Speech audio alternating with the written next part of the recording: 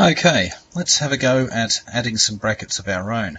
Now the first one here is very much the same as what we've looked at before, but I'm going to place a bracket around each of the D's here because it's the repeating object, like this.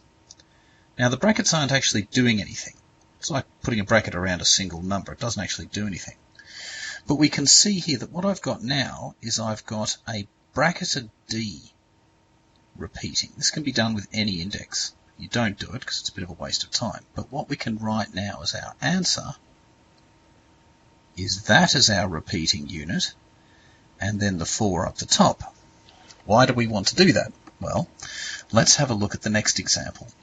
Here, we don't just have A's or C's. We've got a combination of two parts here, an A and a C, an A and a C, an A and a C. So it's not the A that's repeating, it's not the C that's repeating, it's the two of them together that are repeating. This is when we want to put brackets around stuff, when the repeating section has more than one bit. How else are we going to hold them together? So now I've got my repeating section in a bracket, like this. Sorry, that looks like an O. I'll try and make it look like an A. And I've got 1, 2, 3 of them all multiplied together. So that's our answer for that one. Let's have a look at this last one here. We can see here that this 7pq is our repeating unit. So we're going to put a bracket around the 7pq.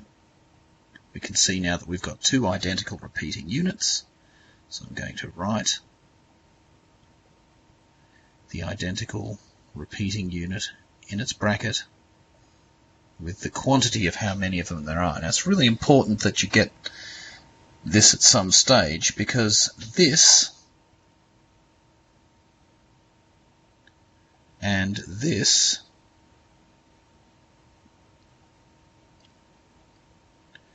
are very, very different things. That's why I've got to do does not equal sign between them. Don't want to be doing this, want to be doing this here.